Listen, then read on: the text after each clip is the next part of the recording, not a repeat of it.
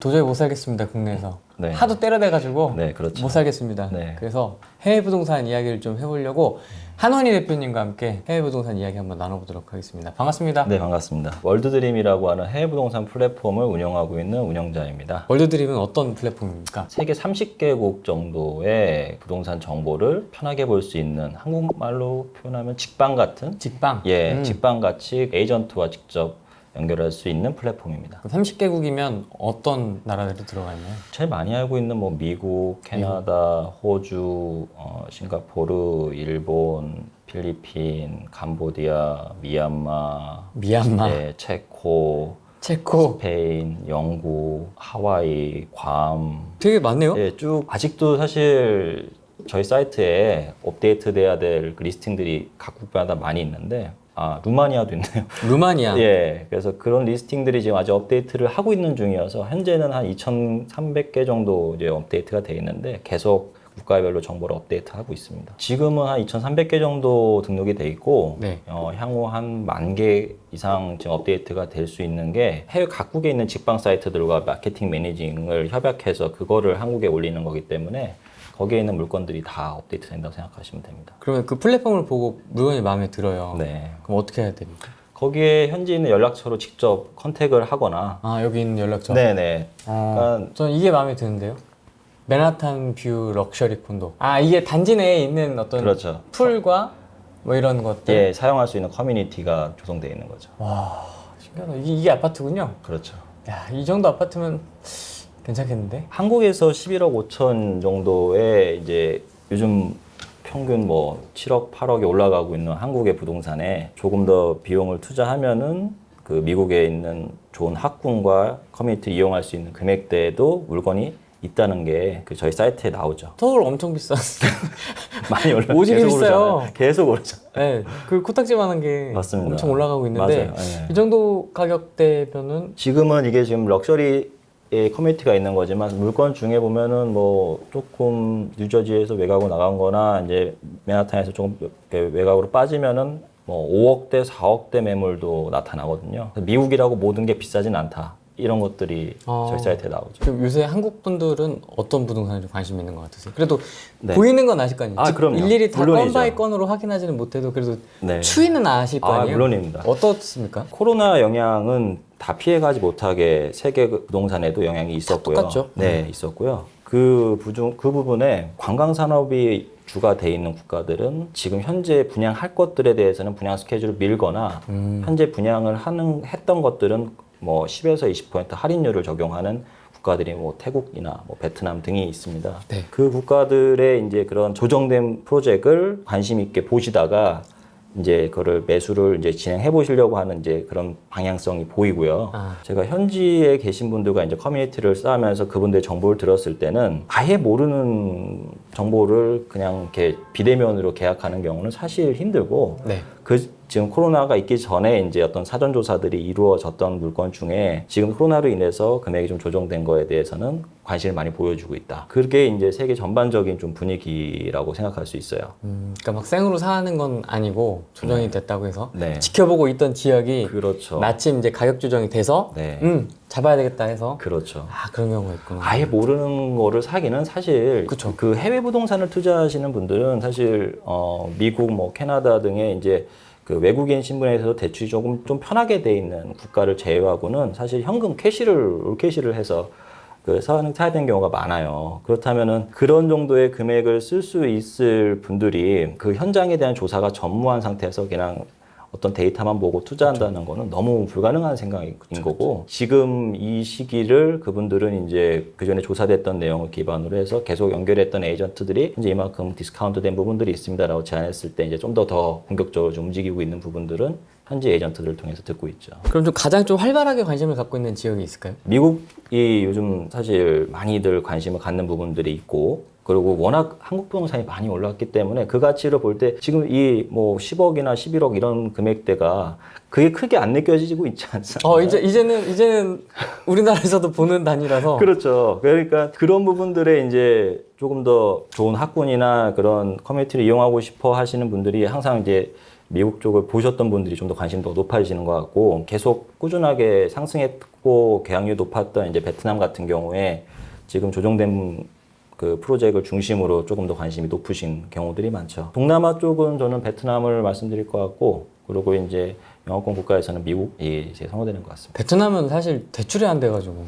그렇죠. 아까 언급드린 것처럼 올 캐시로 할 수밖에 없는. 캐시로. 예, 사실 대출은 되지만 금리가 너무 높아서 사실 실익이 없거든요. 그렇죠. 투자의 성향들을 계속 본다 그러면은 뭐 10년을 투자해서 이 상승을 보시는 분들은 사실 좀 적다고 생각하고 한국보다 좀 더 높은 가격대가 형성되어 있는 렌트를 주고 그 임대 수익률을 받는 형태가 많이 있는데 부분에서도 이제 렌트 수익률이 꾸준할 수 있는 그리고 렌트가 잘 될 수 있는 그런 국가 위치에 있는 부동산 투자가 사실 좀 주를 이루고 있죠. 미국 현지에 계신 공인중개사 네.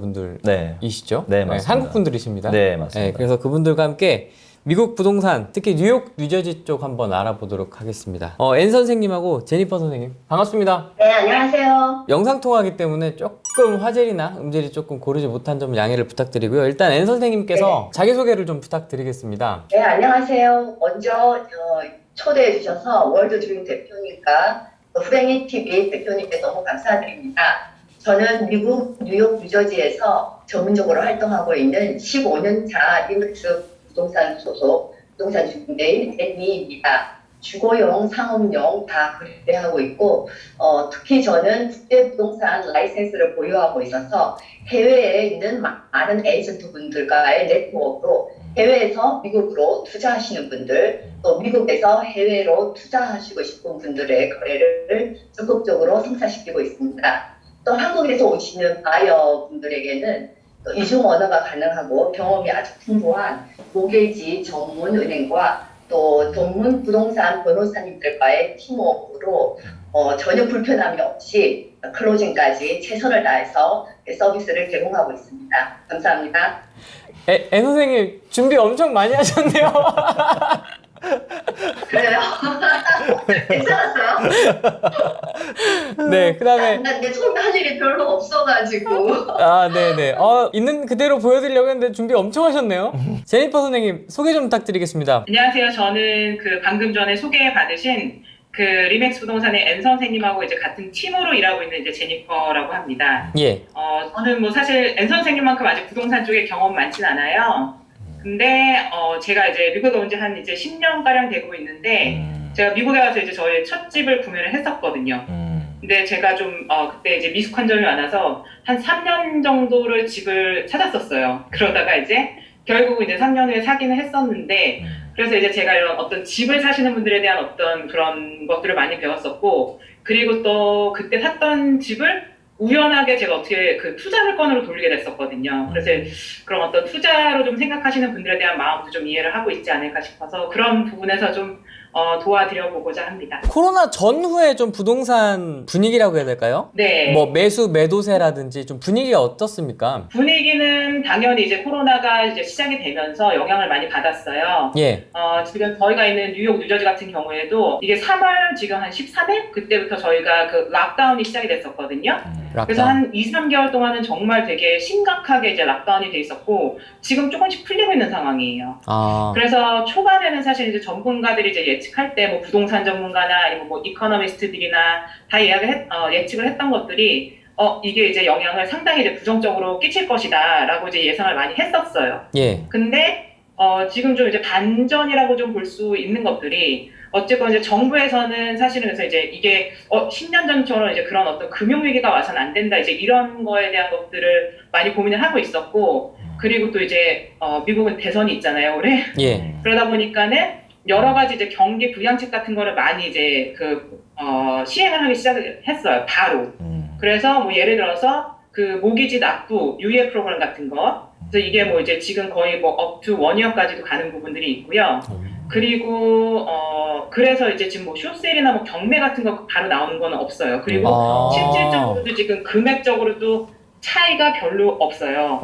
물론 얘기하시는 것들이 이제 어떤 메트로폴리탄들, 그러니까 뉴욕이나 뭐 샌프란시스코 이런 데들은 변화가 있기는 해요. 그러니까 그런 이제 인구 밀도가 높은 데는 변화가 있었는데, 그러니까 속폭의 하락이 있었어요. 근데 저희가 이번 주에 그 이코노미스트에서 나왔던 거를 보면 사실은 작년 동기 대비해가지고 5월달 같은 경우에는 오히려 작년 대비 4.3%가 상승했다고 하더라고요. 그래서 지금 누구도 예측할 수 없는 상황을라고 좀 말씀을 드릴 수 있을 것 같아요. 뭐 비교가 조금 가능할지는 모르겠는데 2008년도에 굉장히 어지러웠던 그 금융위기 시절하고 좀 비교를 하면 어떻습니까, 강도가? 그러니까 그 당시에는 사실 이제 가장 큰 이슈가 서브프라임이라고도 저희가 이제 부르잖아요. 서브프라임 몰기지 사태라고도 부르는데 예. 그때는 이제 이게 몰기지를 받을 수 없는 조건에 있는 사람들한테도 몰기지가 그냥 나갔던 거예요. 그러니까 그렇죠. 어떻게 보면 서류 심사가 없이 나갔던 것도 그때 상당히 많았다고 하더라고요. 예. 그 이후에 그래서 이제 이런 몰기지에서 서류 심사가 되게 까다로워졌어요.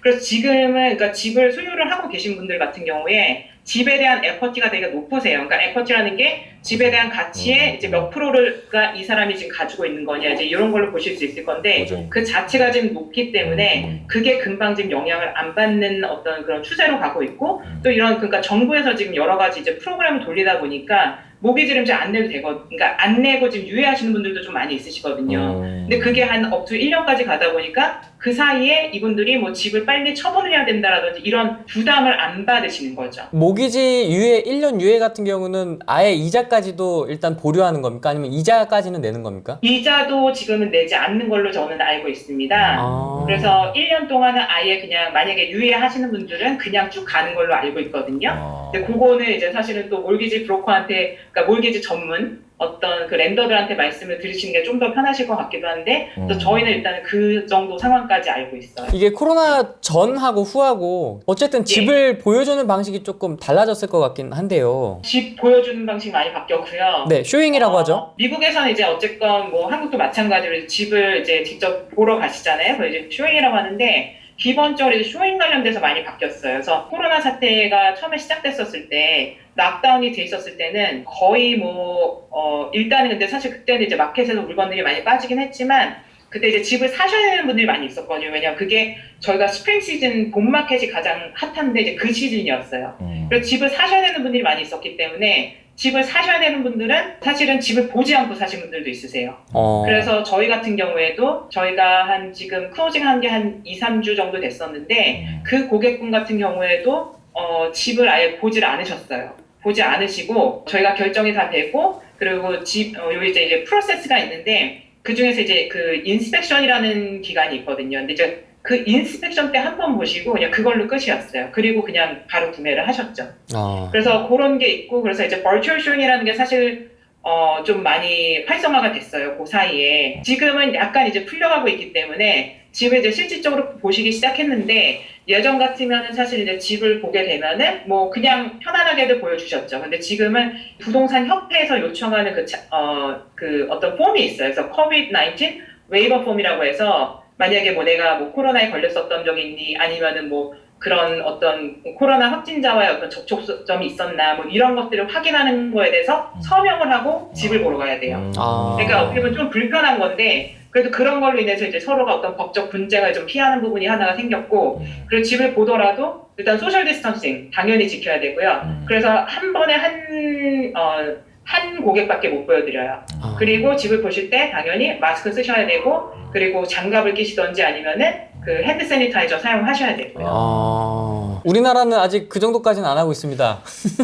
그렇죠. 네. 한국은 워낙 지금 확진자 수가 낮아서 그러게요. 리맥스 브랜드로 해서 전체적으로 업무를 중지했다가 이제 지금 개시한 지는 얼마나 됐나요? 저희 같은 경우에도 지금 오피스를 오피셜리 오픈한 거는 한 달 안 됐어요, 지금. 그래서 그 사이에는 한 3개월 동안을 완전히 문을 닫고 있었습니다. 그렇죠. 그 브랜드 자체에서 아예 영업을 못하게 다 정지를 시켰죠. 그러니까 해야 되는 거는 했어요. 해야 되는 그러니까 건 하고. 대신에 사무실에 나오지는 않았던 거고, 그러니까 예를 들어서 이제 저희가 클로징을 하게 되면은 뭐 그러니까 여기는 이제 그런 어떤 클로징 책이라든지 뭐 이런 것들이 있거든요. 그러니까 그걸로 이제 돈이 왔다 갔다 하는 건데, 뭐 예를 들어서 저희가 이제 받는 것들에 대한 어떤 자료나 그런 이제 체크나 이런 것들은 이제 별도로 이제 만나서 전달을 하는 형태로 진행을 했었고, 오피스 자체는 사실은 문을 닫았었어요.